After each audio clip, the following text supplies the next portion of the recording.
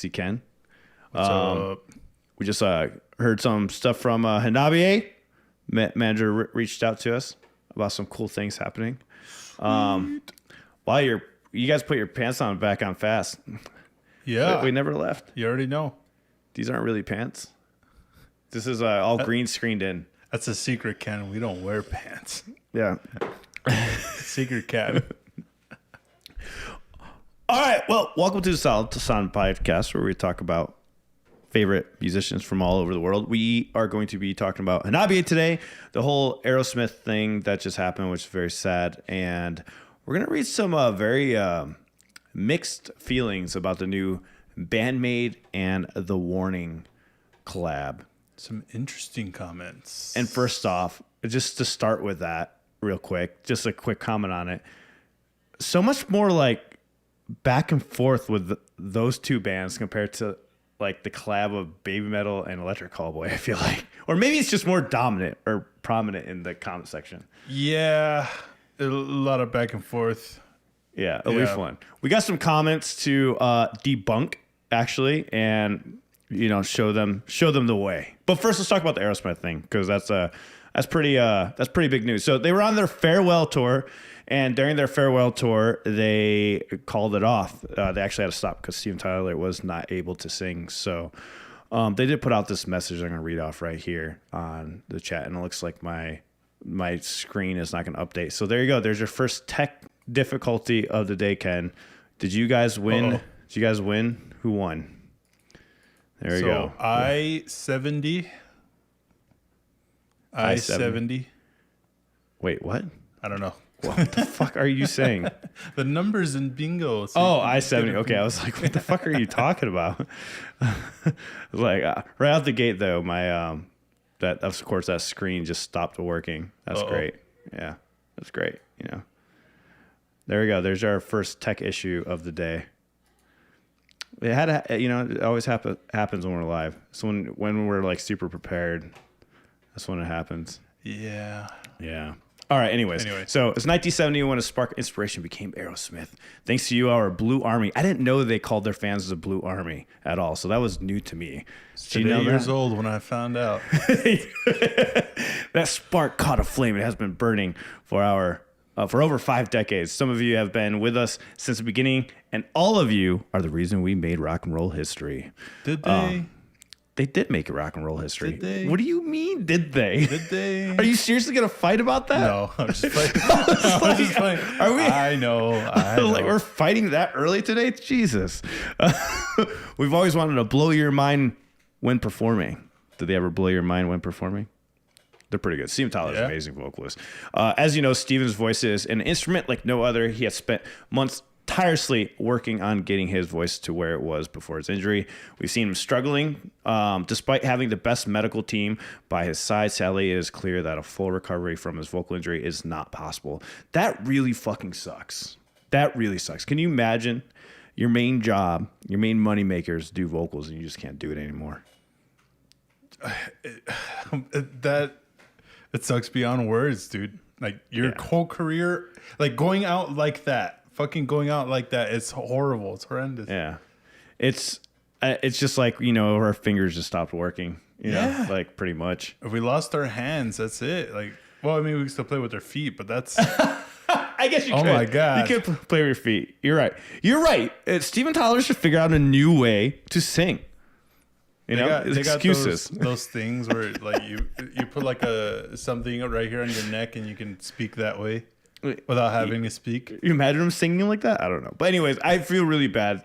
All jokes aside, that really sucks. It sucks that he can't recover from it. Like there's nothing he can do. And probably surgery is not really an option at his age. He's up there in age. So, I mean, it's not feasible, Yeah, exactly. He's not the young stallion he once was. Yeah, and then they finished this off with saying, we are grateful beyond words for everyone who was pumped to get on the road with us at the last time. Grateful to our expert crew, our incredible team, and thousands of talented people who've made our historic run possible. Final thank you to you, the best fans of the planet Earth. Play our music loud, now and always. Dream on. You made our dreams come true. Very sad, man. Yeah. That hit me in the feels, that last line. Dream On's actually one of the first songs I learned on guitar, actually. With my buddy Zach. He was learning on vocals. So that was one of the first. It's just that he has one of the most unique voices ever. Like, there's nobody that... Can you think of one person that sounds like Steven Tyler? I can't. I can't think of one person. No? Yeah. Nothing comes to mind. Chat, can you think of one person that sounds like this guy? I don't.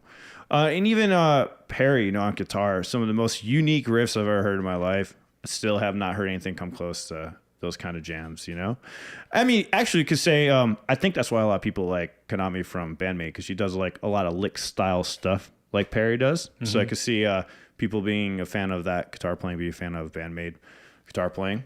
But just very iconic riffs. And then, I mean, he's probably still going to be playing. I wonder if you think they would use another vocalist? Probably not. No, I think they're ending it. Yeah, I think they're ending it.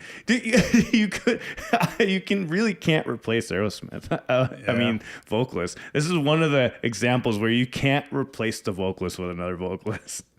It's really, really difficult. It just goes to show you how a good vocalist will make or break your band. That's crazy. Mm-hmm. Yep. Yeah. Felicia says in the chat, I've always liked their music, and I'm kind of regretting that I never got to go see them on stage. Yeah. And the sad thing is that it happened during the tour, their farewell tour. Like, they knew they were ending, and they had to end it early, which is very unfortunate, very sad. Who knows? He might be able to make a recovery, Stranger things have happened. I mean, you have Dave Mustaine recover from legit throat cancer and come back from that. Yeah, but he still sucks. I mean, Dave Mustaine. He's no Steven Tyler vocal. Still a legend. More in the guitar world, but, Yeah, okay. Is Dave Mustaine legend for his vocals or his guitar? His guitar. His guitar. No, he's a legend for Megadeth. I mean, nobody sounds like him. I'm sorry, I've never been a fan of Dave Mustaine at all. I can't stand his voice. It's one of those voices that just... but then again, this is coming from the guy that likes Chuck Schuldiner from Death. I mean, I know a lot of people can't stand his voice either, so I guess they're in the same vein is what I'm trying to say. True. They really are. They're in the same vein, the vocals. I guess to each their own, right? Yeah. Back comparison. All right, Hanabie, we got a little video here. Where's the little video they sent us? They got some messages about their new song. We are going to wait to react to the new song because we were told by the management they will have a music video for us soon. I don't know when that's going to release. They did not give me that information, but they have a little message for you all for the Dicodec peeps. They want to say something to you all. So here's that. Hi, we are Hanabie. Our new song Metamorphose is out now. Hey. Please have a listen. Bye. Bye. So yeah, do what they say. Have a listen. Hell yeah. Have a listen, okay? But they gave us some comments about the songs. So Yukina, she says, this time it's Hanabie style hero song, reminiscent of a bit of those heroes and girl warriors and magic tales that we adored as a kid. It's a powerful, dark, and chaotic song. We hope to be your hero. Please have fun and listening to every bit and the intricate sounds in this song. So for those of you that hear it, you probably know exactly what they're talking about. I don't.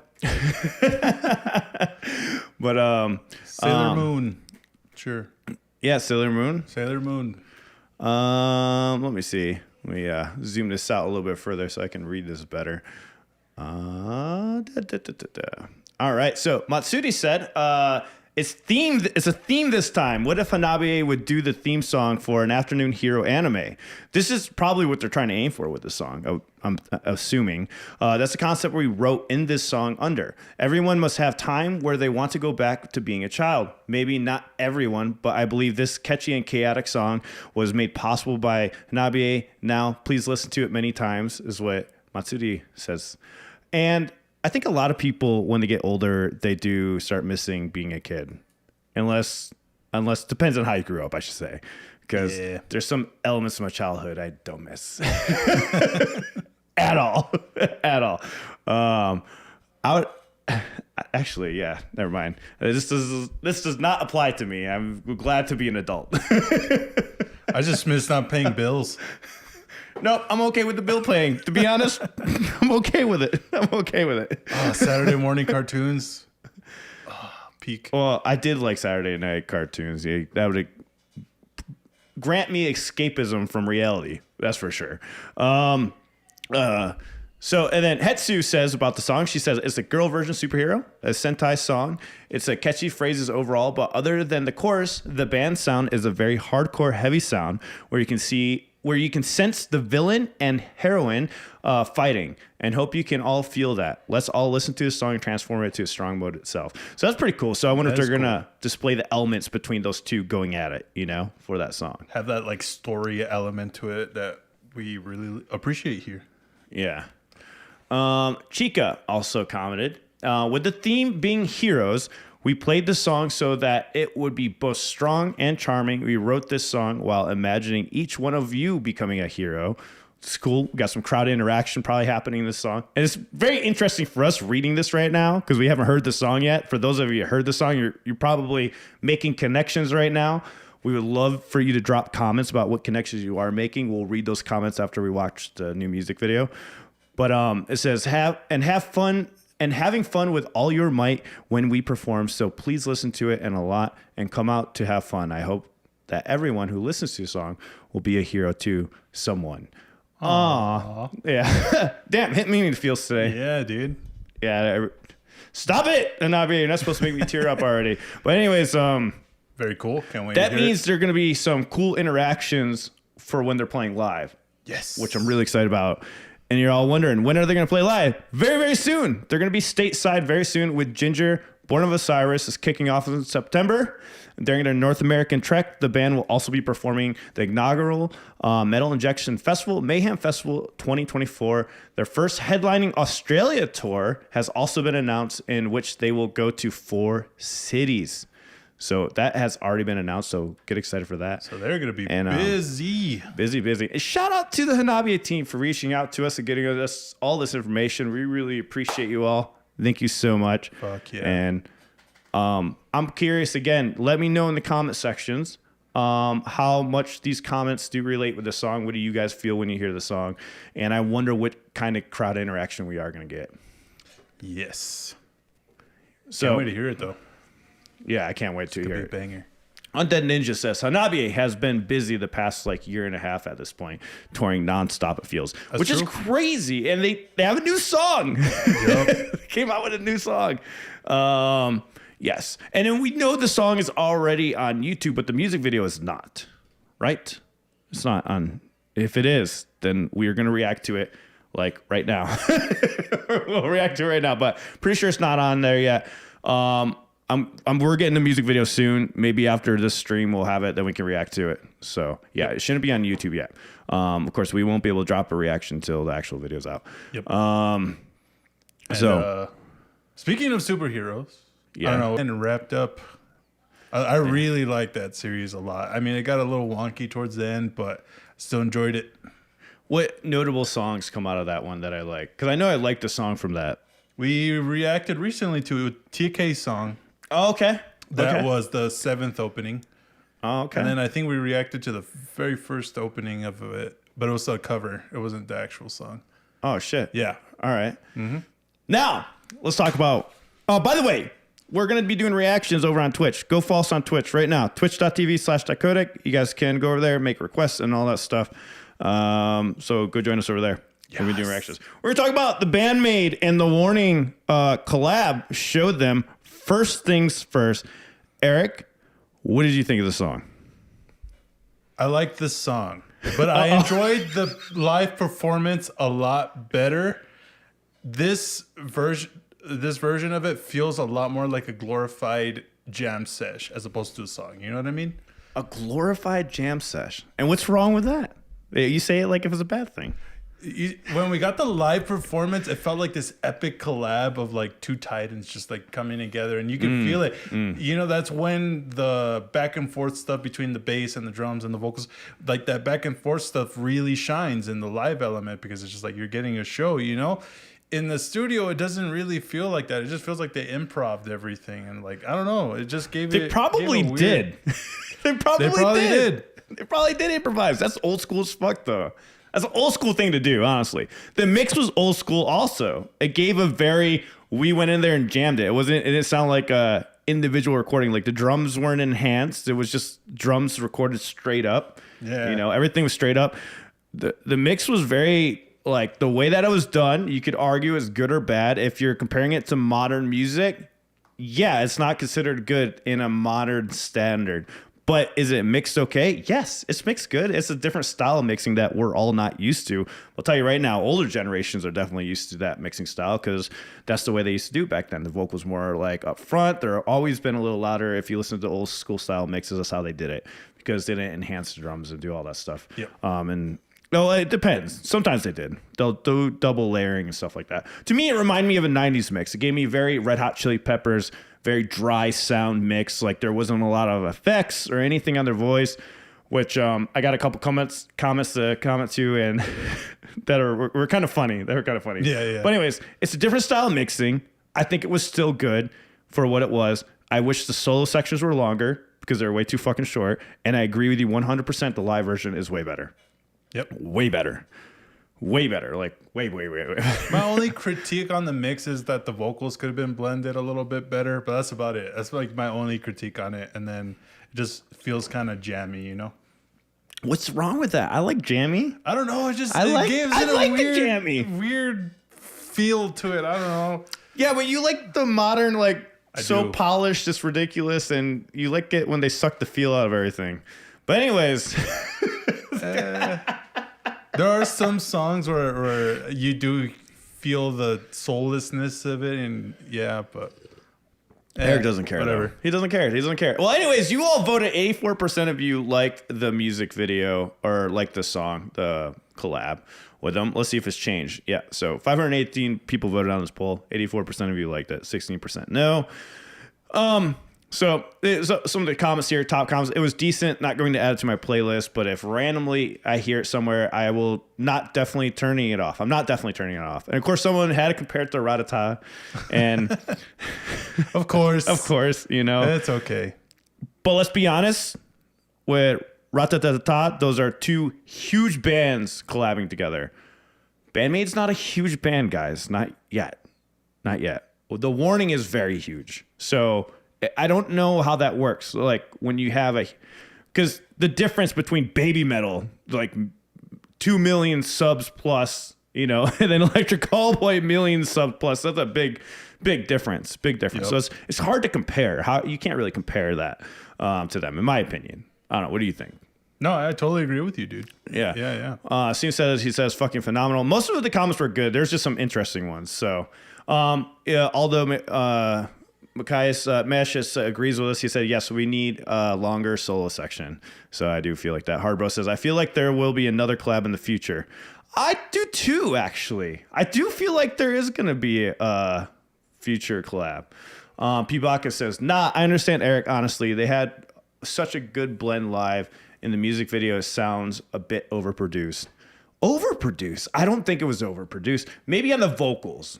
Mm-hmm. I think what happened, this is what I honestly think. The reason why it didn't feel as good as the live is because when you record, you have to do some mixing to make it sound like they're together or like it's a full live session. Because when we record stuff into individual tracks and it's not like mixed and compressed together properly, it won't sound that good. It'll sound weird. There'll be something funny about it. When you're listening to the live version, you have the mics that capture the full sound that's outward. So for me, it sounded like they didn't have a mixing bus where all the tracks went to where they could compress it together. Which brings me to this really funny comment that we got.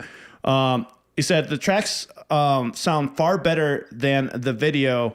It sounds too compressed in the video. Sounds muddy on my system, was one of the comments by Goal here. And the funny thing is, I compressed the mix on my end, and it sounded better to him. So I think people are misunderstanding the whole concept of compression here. Compressing will actually make it sound better because it'll make everything glued together more consistently, and it'll feel like they're together. And the reason why mine sounded better was because when I put all my tracks together, when I make a reaction video, I put a compressor on everything. So my voice is level with the music. And by default, it enhances the music just a little bit because this is a very light compression. So it's the opposite of what's being said here. There wasn't enough compression. So if you're saying there's too much compression, I completely disagree with you. Maybe you could argue there's too much on the vocals because the vocals are way more produced than everything else. But they didn't put a lot of effects on the vocals. Yeah. In my opinion, at least. Because the drums, like, I was like, they were raw as fuck. They were raw as fuck. But the drums in the live section, you get all the ambience of where they're playing added with it. When you're playing in a studio, you're getting dead sound. Like right now, there's a little reverb in this room because we don't have shit set up. So you're hearing the sounds bounce off the wall. When you're in a studio that's set up, it absorbs all the bouncing. When you're playing live, it doesn't. Does that make sense? Yes, anyways, go ahead. exactly, huh? But no, yeah, I mean, compression gives you a more even sound, and you could tell the song wasn't really that much compressed because there was like peaks and dips and stuff in audio, like volume wise. So compression will give you the like nice, even kind of laid out audio. You know what I mean? yeah, for sure. Live show says the PRS interview. They mentioned next time Band-Maid would go to Mexico and collaborate. We should check out that video. Maybe we'll do that right now before we go over to Twitch. That'd be a good one to check out. Be curious on your thoughts with that. Let me know down below in the comment section if you watch this later. Let us know in the chat right now how you feel about it. There was a comment that you wanted to talk about. I think you did. Oh, this is an interesting comment right here. We're going to debunk this right away, okay? We're going to debunk a couple of comments here. It says, I am hearing the almost identical vocal run in this as the one in the second chorus of Cluppo's Peace and Love, around 2-minute mark. Cluppo may need to call her lawyer. Oh, wait, never mind. They are very different, but they're in the same key, guys. So that is why they think it's the same, but it's not the same. It is different. Here's the Cluppo version. Oh, I guess it's not right there. Hold on. I thought I had it queued up. Uh-oh. It's stuttering. Uh-oh. It's stuttering. There it is. Oh, there it is. Okay, there we go. All right, here it is for real this time. Here we go. What the fuck's happening? Why is this?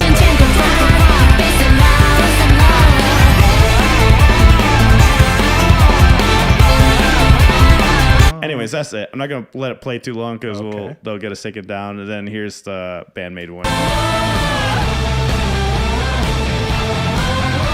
It's the same key. That's why it feels like it's the same, by the way. It's the same people. It's the same people. True. Miku is singing in both of them. She's singing in both of them. I just thought that was funny.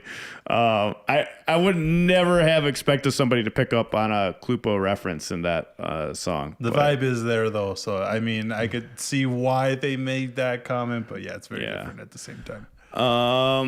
Also, FYI, Hanabie had 0 input on the Cluppo project. Interesting. Yeah. Did she, though? Did she? But anyways, you wanted to make some comments about some of the stuff that you saw in the comment section. Oh, just one guy made a comment. He said something along the lines of, is it just me or did Saiki go a little bit past or beyond what she's normally capable of to keep up with Dany? And I was like, yeah, I don't agree with that at all. I think Saiki just brings it all the time. Well, if anything, she struggled on the live version, not on this recorded version. You remember? Mm-hmm. She really pushed it on that one and passed her limits, but she felt more comfortable in the recorded version because obviously she got it down. You know? Yeah. Also, Dany's not going that high in it, so I mean, there's not really much to contend with. You know what I mean? Dany has a crazy range. She has a crazy vocal range. And there's no denying that at all. She has a really insane range. I absolutely love her voice. I really like it a lot. Yeah. Thank you, Undead Ninja, for bringing this up. He's just reminding me about the first announced U.S. show for Bridear is set for either June 6th or June 7th. Not quite sure what day it is yet. So this is her first time in the U.S.? It is, huh? Bridear's first time? That is insane. All right. Well, I think that's it for this podcast today, guys. We're going to be going over to twitch.tv/dicodec. We're going to be checking out Maximum the Hormone CD that we just got by CMST. Thank you so much for sending us this package. So we're going to check out the other version of the Maximum Hormone song. You have to go over there to check it out because there's no way we're going to be able to post on YouTube because it's a CD-specific only song. Yeah, so if you're listening to this on the audio podcast form, you can always go to Discord server. I have all the streams posted up over there, and everything will be there. If you want to update us on news, you want to ask some interview questions, go to our Discord servers. We always post ahead of time when we're doing interviews. We got Man with a Mission coming out. We used a lot of your questions that you guys asked over on Discord. We have a Leaf Dopa interview coming up on the 21st. So if you want to ask a question for them, make sure you get to our Discord server. Post your questions that you want to ask. I promise I'm going to ask most of them. I got most of them in for Man with a Mission. That will be coming out later this week. Early access for Patreon supporters. We appreciate all of your guys' support. Thank you so much. So come join us over on Twitch. We'll also check out the Band-Maid interview. I did want to check out that PRS interview. We'll check it out over there. So see you, twitch.tv/dicodec. See you guys over there. Appreciate all your support. Thank you so much. See you guys. See you.